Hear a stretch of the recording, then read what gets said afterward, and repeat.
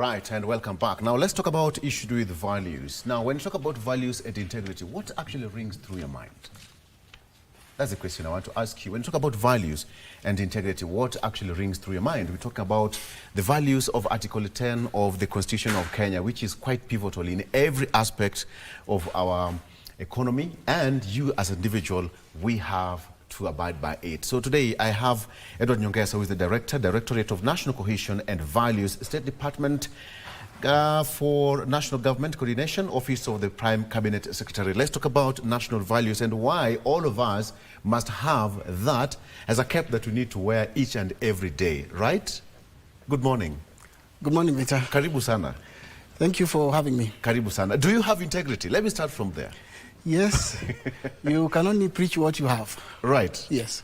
What's the pimometer? I remember the late Kotino Kajwang, senator, used to say we have pimometer. Pimometer is the measure. The passionometer. The passionometer. So what is your rate of value? Because you cannot preach what you really don't have. So let's start from there. When we talk about values, we are talking about the conduct. We are talking about the principles.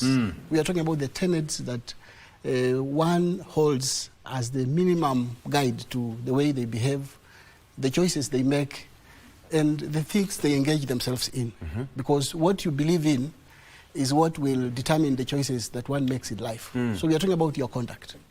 That's what values are about. Yeah. But actually, it has also caught many people off guard. Anytime it's under the Constitution of Kenya that many people probably are not aware of, or they're aware of it, but they assume that things are just going to go to work on their own or as per whatever they want. But come to think of it, it's one of the key and backbone and the skeleton of our constitution and the guiding principles of our everyday life as Kenyans. Yes. I think this can be forgiven of them, but not so much. Why? Because we gave ourselves the national values in the Constitution of Kenya 2010. Before then, I think we went along with the life as assuming that we will attribute or turn out to be good citizens. But our experiences in the years in the run-up to 2010 proved the fact that our society was lacking in the basic tenets. And that's why when we reviewed our constitution in 2010, we prescribed for ourselves the kind of outlook we want to give. And when you look at the values in Article 10, they seem to direct us or just to express the vision of what kind of society we wanted to give ourselves. Yes. Beginning from the kind of citizen we ought to be. Some of the values direct us to the creation of a national identity. When we talk about patriotism, national unity, we talk about the rule of law, we talk about the values of sharing, which are basically part of our African cultural engagement. Born from the various societies, the various faiths that we have in our country, all these ones point to the aspiration of Kenyans to be as citizens that eschew patriotism. We love our country, and because we do so, we are willing to work with each other. And then the spirit of sharing and devolution, which is Ubuntu, the African spirit of I am because we are. And therefore we do things for the welfare, we mind each other's welfare. Again, when you look at the other sets of values, they talk about the protection of the Bill of Rights. Just how do we relate with one another in terms of human dignity, in terms of protecting the human rights, in terms of inclusivity, non-discrimination. How should the state relate to its citizens? So the values, again, give us a framework in which we need to nurture one another, protect one another, and make everybody feel that they are part of this society and have a right to exist. How solid is this Article 10 specifically? Very solid. I would say very solid because among the provisions of the Constitution, this one is protected. You cannot, Parliament cannot amend it and takes effect. It takes a referendum. I think that is as much weight as it is that was put to it. For it to be altered, any of the values listed in that section can only be varied with the consent of Kenyans. Otherwise, it is solid and it binds. In fact, it says they bind all of us. You cannot legislate patriotism. Yes. You cannot legislate integrity. That is how society should enforce. Yes. I want to make a comparison. In Article 232, when we gave the values and principles of public service, because this is a system, this is a government, how it works. There is a rider that Parliament will enact legislation to give full effect to those values and principles of public service. But the values and principles in Article 10 do not have a requirement for legislation because they should be self-regulating. When we conduct ourselves, society fully embraced in national values, it should be able to regulate the people who sit, because the Constitution says these are our values and principles of governance. That means they are the behavior, they guide the behavior of individuals, but also they guide the conduct of persons that we have given responsibility to sit in the places of governance, how they should execute the duties and mandates of their offices. They should be guided by those same principles that we gave ourselves. And so the society, when it's fully embraced of our values, is supposed to check, because if we are all driven by values, then we will be choosing our leaders on the basis of the values as the marking scheme. When people present themselves to be elected to office, what should be our point of separation between the 3, 4, 5 candidates? Yes. It should be who most demonstrates values and who, given an opportunity to sit in that place of responsibility, will develop, will help us realize what we gave ourselves in the Constitution. Do you feel that there's a point where this same article is being abused? Quite a lot. Quite a lot, and it's regrettably so, because just look at the papers every day. You find the headlines about scandals, you find newspaper information about people killing each other, moral decadence. I think there's quite a lot that goes against what we gave ourselves in society. And that is why it is a challenge for all of us in order for us to transform ourselves. And I don't beat ourselves too hard because, like I said earlier, we gave ourselves these values and principles in 2010. And it's going to take a process, it's going to take the concerted effort of all of us, it's going to take discipline over the leadership for us to transform ourselves to become what we prescribed for ourselves in the Constitution. Well, it's being abused, but we also have existing legal framework to protect it as well. Indeed. But at the same time, you all have people trying to maneuver and, circumnavigate around it and just have that Article 10 put under the table and they get away with it. I think what gives me comfort is our legislative arm. We have seen very many cases at people being prosecuted. A number of governors, we have seen a number of office holders who have gone before the law and have been found guilty of having violated the provisions of Article 10 on values and principles of governance. I think this is part of the process, and that, like we say in law, this is a lesson for others. And therefore we hope that this lesson will be learned by others, and as we go by, such cases will reduce as we continue to enforce. And I want to urge the legislature to continue enforcing and continue basing the judgment. But it will take society again, because there's a caution on that.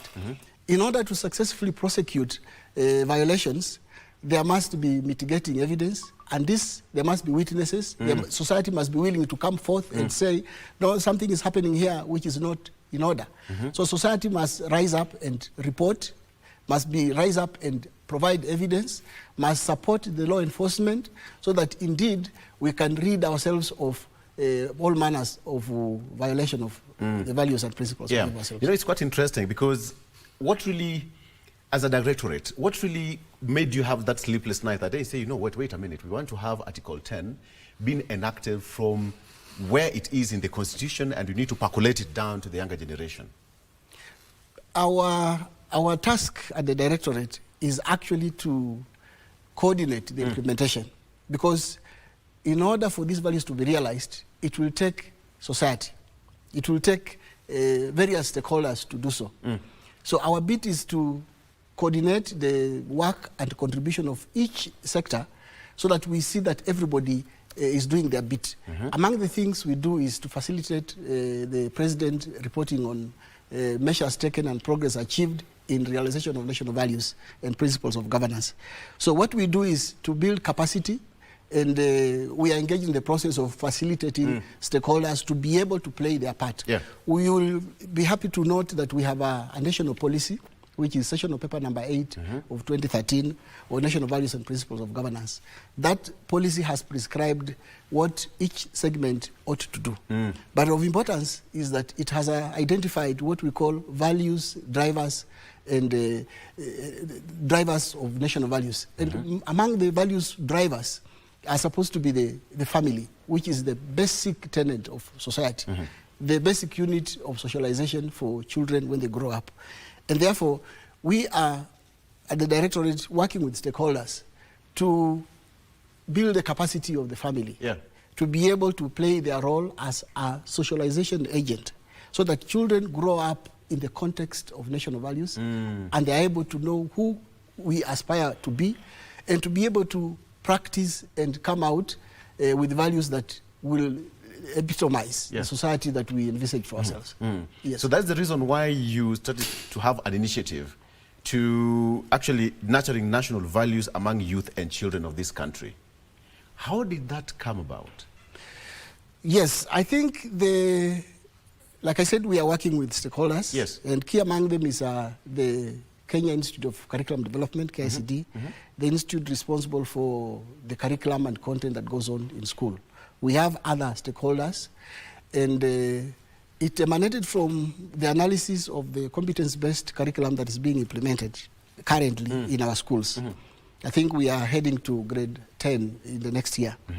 There is the aspect of values-based education that has been introduced, which has simplified the values in Article 10 to the point at the level where the students, the young kids can articulate and impress these values as they grow.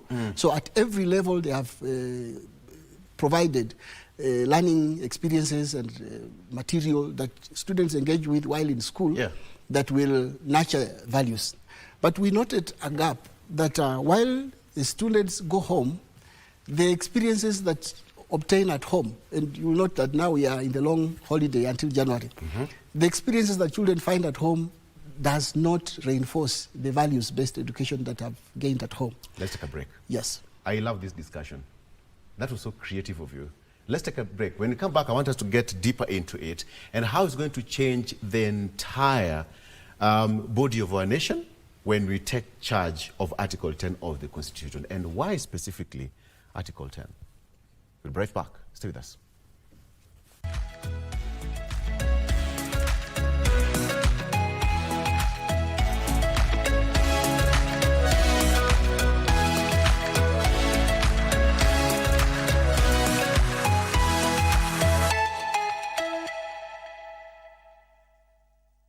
How about we go to Kuria, JJ Kuria, to give us the sound and feel of what's happening in Makueni County.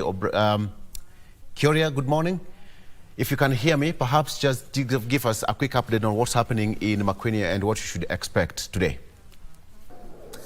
Good morning. This is Kasikeu in Kilome constituency of Makueni County. We're live from this area. This is the Mikuyu Bridge that President William Ruto is going to launch in the coming minutes, of course, once he arrives here to launch this bridge. It has been a nice, really, for the people here once this river fills to the brim and becomes completely impassable. And this is one of his missions, of course, as he tries to ensure that the perennial problem of flooding and causing inconvenience to the people of Ukambani is really addressed. You remember, there is a visit that was supposed to happen a week before the Mashujade, and of course the days 2 or 3 days after the Mashujade celebrations. But then again, Kenya lost its democracy icon, the Honorable Raila Odinga, and President William Ruto suspended his public engagements for the very sake of ensuring that the country mourns within the 7-day mourning period. President William Ruto has resumed this visit to Ukambani, and therefore after this he will then head to Kibwezi West, and after Kibwezi West then head to Ote, the headquarters of Makueni County, for the launch of an affordable housing program, after which then the tour will kick off in Kitui as well as in Machakos in the coming days. But most importantly, this is where he will start the launch of this bridge. As you can see behind me, these are some of that's the plaque where he will be able to unveil this bridge, and the leadership of this county as well as the leadership of this ward as well as the constituency really upbeat about the prospects of this bridge and what it is going to do in terms of easing the inconvenience that always arises when there are heavy rains and this road becomes impassable. We'll be of course, we'll continue to inform you regarding the visit by the president to the Ukambani region for these 3 days. But for now, let me hand you back to studio. I know we have Parliament upcoming, so let me hand you back to studio. All right. Kioria, thank you so much. Of course, we'll be getting more in our subsequent bulletins. And of course, the president will be touring the larger Makueni County to launch different projects. Back in studio. All right. So, Edward, I gave you a minute to continue what you're submitting. The question that I wanted to ask you was, there is that aspect of collaboration between the national government, the legislative arms, and the parents. And now I'm also happy that George is here to help us talk about that from the National Parents Association. What is the link between these three bodies to enhance and reinforce Article 10? Thank you, Victor, again. I was saying the program is aimed to bridge the gap, the experience of learners in school, so that we reinforce it by the engagement at home. Yeah. And so I was going to say, in this process, while the policy is national government, and we have a policy in place that has prescribed what each agency ought to do, the parents, on their part, because family is an institution that is critical in nurturing the next generation. Socialization of children before even they go to school and while in school is critical. So we are intending to enhance the capacity of parents by engaging with them to enhance the awareness of national values. And we have developed a tool, which is a training manual that we'll be happy to share and launch tomorrow, which facilitates any stakeholder to enhance the capacity of parents to understand what the values are and to understand what are the activities, how do the engagements at home affect the learning of children. Because some parents or in some caregivers or guardians do not understand there is a relationship between how they relate with each other, how they conduct themselves, and how that impacts on the learning of learners. You know, learning is more of what you engage, what you see, than just what you hear. So the activities that kids are exposed to, some of people end up being alcoholic because they were exposed to an environment at home that predestined them towards alcoholism. And therefore, some parents do this without knowing. So we intend to help parents to understand and to be deliberate about parenting so that they nurture children in a manner that now they'll be fully entrenched in values and they will turn up to be responsible citizens. Yeah, and now this is where George comes in. George, you've been accused. This is now where you come in. Yeah, thank you so much. George Sikulu is my name. Yes. And CEO, National Parents Association. And we build capacity and coordinate the work of parents associations within the schools. We have 42,000 public schools in Kenya. Each one of them have a parents association, and they do have an executive team that is elected at school level, as well as a team that is at class level to represent all the parents. And we have a national chairman, David Obuhasa. So my pleasure to be here. Thank you so much, Director, for what you have shared. And one of the things that the Directorate has done after launching the manual is that they have piloted this manual with a team, a cohort, the first cohort of Parents Association. And this cohort of about 53 people. And the first thing we did in the tool is to define the values, you know, like the questions you're asking. The question you're asking is how can this value actually be legislated? So, for example, I'll give you an example. So, for example, a value of human dignity. In the Constitution, it has a definition. So it's not just human dignity as you think, but human dignity is defined here as the inherent right of an individual to be treated with respect. so that at the keyword is inherent. Inherent, right? Yes, inherent value. Just the mere fact that they are created by God in the image of God, then there is within them the necessity of treating them with respect. So when we break that down to families, we say, hey, stop thinking about the big word called human dignity. We're talking about an individual qualifying to be respected. And so at home level, then we can say, what will then be the characteristics of human dignity practice? So then we teach parents and say, it means if we give people an acceptable standard of living, then that's dignity. If we give them fair treatment, that's dignity. If we give them opportunity to participate in decision making, that's dignity. If we give them, if there is an existence of a support system for those who are vulnerable or anyone who is passing through a vulnerability, that's dignity.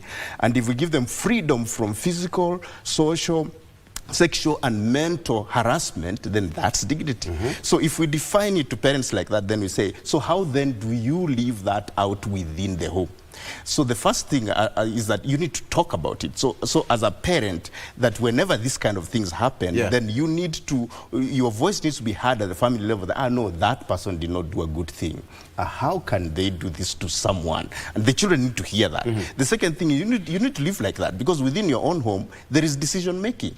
How are you involving them in the decision making, or are you just deciding we're going to Mombasa today, or we're shifting from this place today? Are you involving them? Oh, but also within your home, there is vulnerabilities. There are those who have money. There's maybe one parent is working, another parent is not working.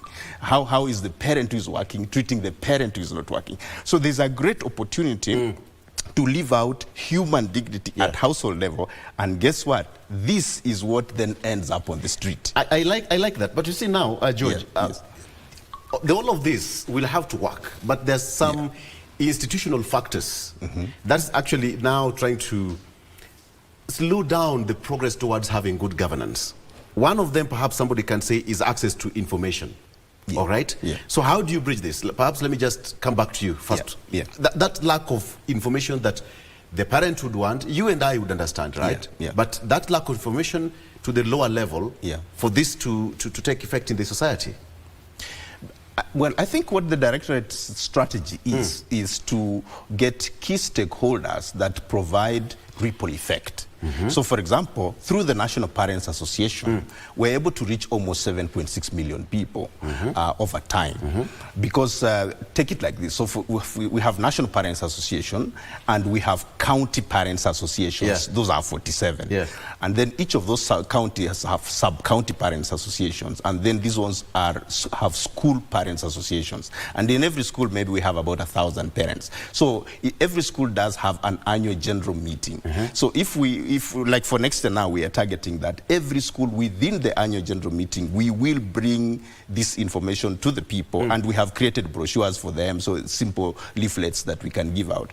But we will also be able to, through the TOTs we are doing, that we have a facilitator in every school over time between first term and second term to be able to bring out this to the parents. So that is a significant number of people, 7.6 million households. And then now there are other organizations that are also working with other stakeholders that also the Directorate is working with. So I think if we do the stepped multiplication, we will be able to reach everyone. And of course, combining that with media and so on, we should be able to do that. I do agree that there is great need of information, but also there is always a beginning point. Our constitution is one of the most progressive in Africa. Personally, I'm very excited about it. And one of the progressive things about it is that chapter 10. Because then in economics, we say that there is a difference between economic growth and economic development.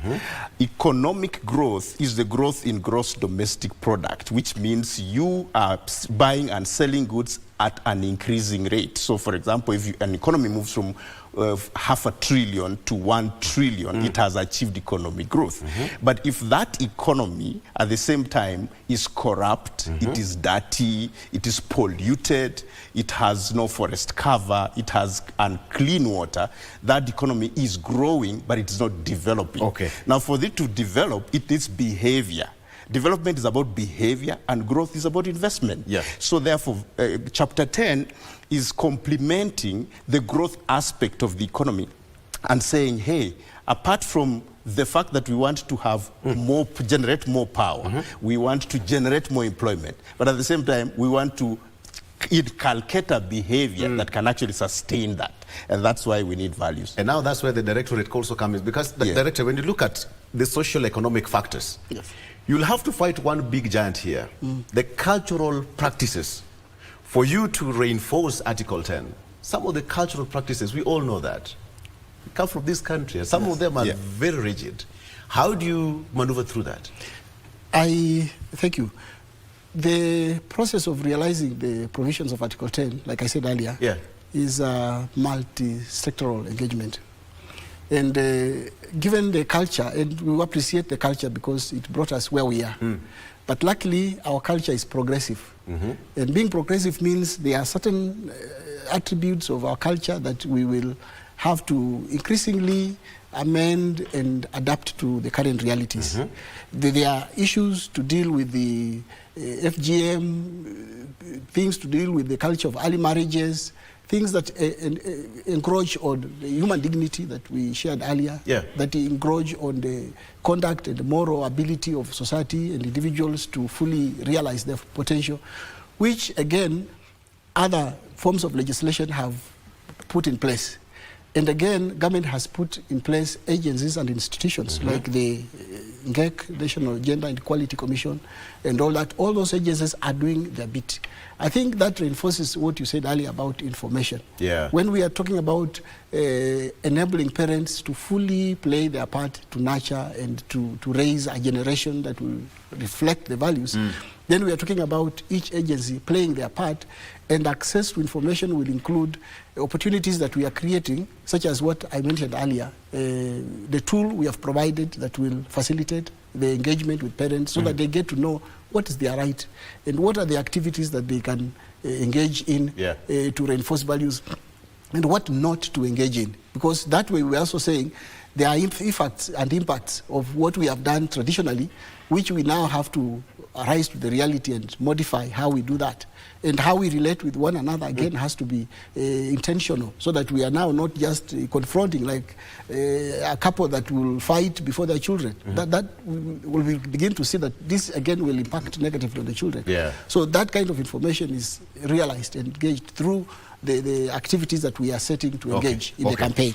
Do we have willingness from the parents' side? Because the directorate will do its part fully, but the willingness from the society to accept change, change is not that easy. Well, it's a normal curve that usually you get maybe to 18 to 20% of the people that very quickly jump onto something new. And then majority need some capacity building, some sensitization, some encouragement, some motivation.